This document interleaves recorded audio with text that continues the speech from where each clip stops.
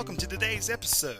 Today is the 18th episode of the BOWTIEGUY podcast. Let's have a little celebration here by talking about the student, the massive umbrella of the student. What can the student do to improve their opportunities, their influences on student achievement? Let's talk about it right now. In the last episode, we talked about that Piaget guy. Well, he's pretty big in the field of education, in the domain of education. Why? Because that thinking word, which is an exercise that so many of us just don't want to do too often, our kids complain about. You know what?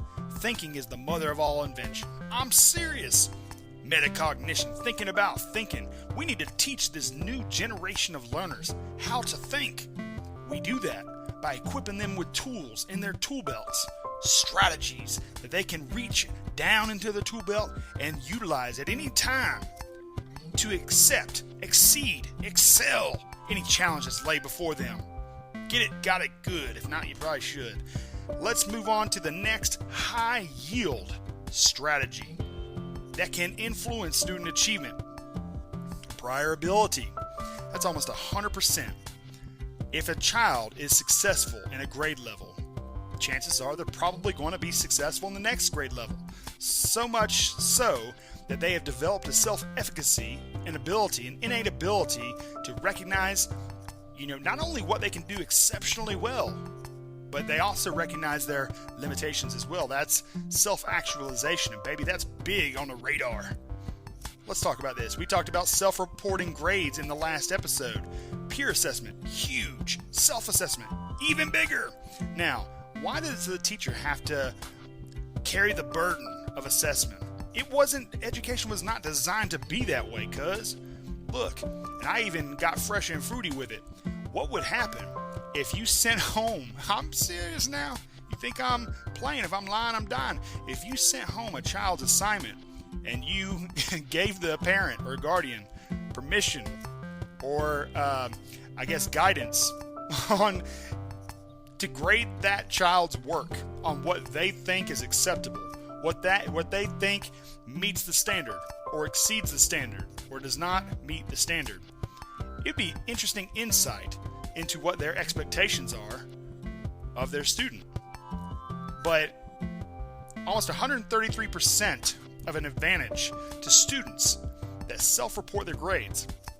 There's a lot of self-actualization that comes into play with the self-reporting of grades. It takes integrity, yo. Like I said in an earlier episode on my podcast, look, when you're peer assessing, self-assessing, when you're exercising that assessment for learning instead of the assessment of learning, you need to utilize it as a catalyst to learn. Now, how in the Blue Moon of Kentucky can you do that? It takes a culture. You as the lead learner in your classroom, you have to set the standard for what is assessment. Perhaps maybe you model for your class what good and honest and authentic feedback looks like. Do you include verbal feedback? Not on every assignment, but do you put in writing your thoughts, your glows, what they did well, their grows, what they could do even better? Do you put that in writing? Do you have anecdotes that the student can reference so they know exactly, precisely, exclusively what they are to be working on? Is their education individualized in your classroom, or is it just like throwing seeds in the field and just hoping something sticks? Come on now, let's be intelligent about this.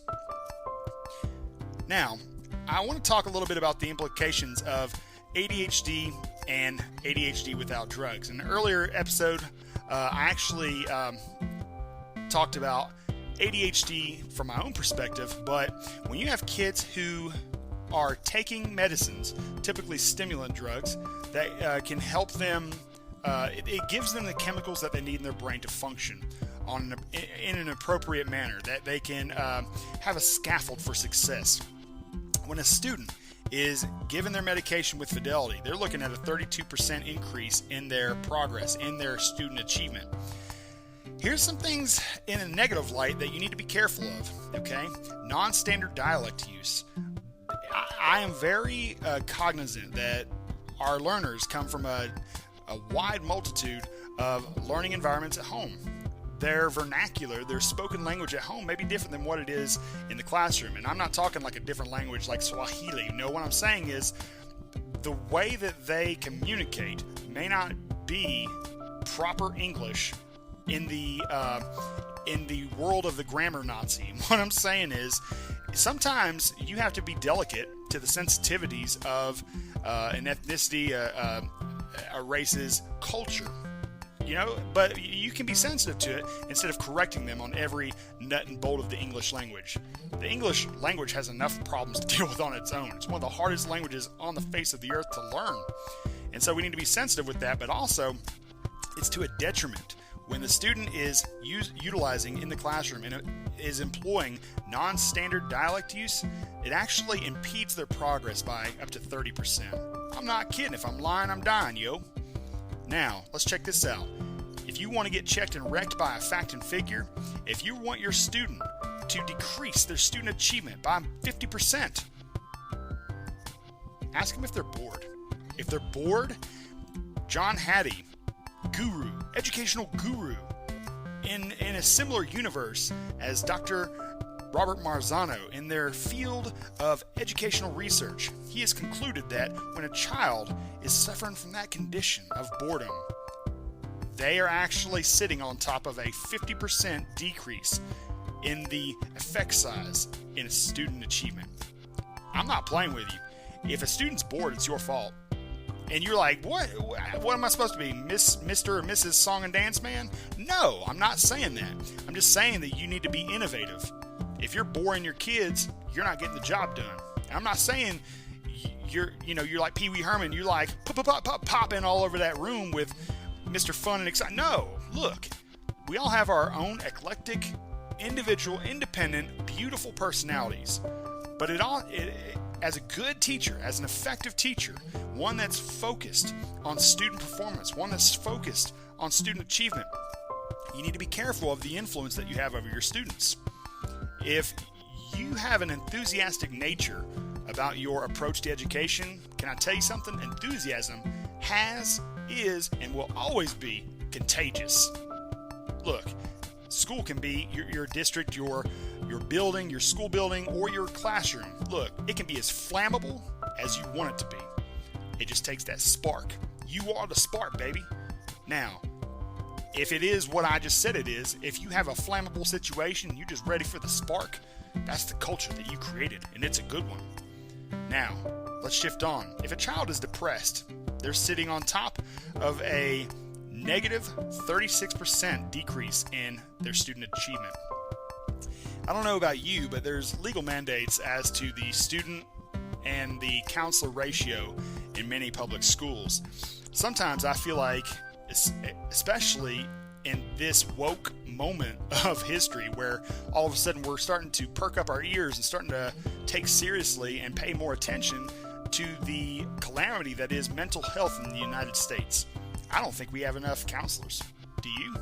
I don't think that there's enough people that are readily available to handle the multitude of inadequacies in the social construct of our society. Some of these kids are not getting the familial vitamins and minerals that they need. Not only are they not getting the familial vitamins and minerals that they need, shoot, they're not getting fed right. Malnutrition's running rampant. Now, I'm going to just be honest with you. What would be so hard about having a title meeting, having a parent-teacher meeting that is not stepping on the toes of the parents or the stakeholders, but it's almost like an informational get-up where you perhaps maybe invite someone from the local college, someone from a local restaurant, I don't know, someone that's not a representative of the school, that speaks to the population, speaks to the community, speaks to the stakeholders, speaks to the parents, the guardians, the loved ones of those students, and teaches them about nutrition. It's a calamity, folks. It's a shame it is a shame, but you can't hold it against them. It's generational and cyclical poverty. But they need vitamins and minerals, and they need to be fed adequately as well. Now, we need to be very, very careful. Students that are hard of hearing are at a significant detriment in the classroom. If they have a lack of sleep, that's 5% in the negative. Be cognizant of what your students are going through, what they can handle, and what you can do. as I look at education in its entirety, it's nothing more than customer service. And it is exhausting because I feel like you're like a piece of bread in a koi fish pond. You ever done that? If you haven't, you need to do it so you know exactly what I'm talking about. They're like piranhas. Throw a piece of bread in there. Holy hoot nanny, they tear that thing up. That's what teachers are half the time, because they're having to be readily available to the every whim of society. And I'm talking like parents, guardians, students, administrators. And so, it does get exhausting. But in the end, if you're focused, and what I mean is if you have a student-focused mindset, and you're focused on the relationships that you're cultivating from day one until beyond the end of the school year, look, you don't just love them and leave them, and they don't love and leave you either. You're sowing seeds that could transform that child. You could be the conduit of change, the agent of change that particular student needs. What are you waiting on? Let's do it. Thanks for tuning in. The podcast you just heard was made using Anchor. Ever thought about making your own podcast? Anchor makes it really easy for anyone to get started. It's a one-stop shop for recording, hosting, and distributing podcasts. Best of all, it's 100% free. Sign up now at anchor.fm/new. That's anchor.fm/new to get started.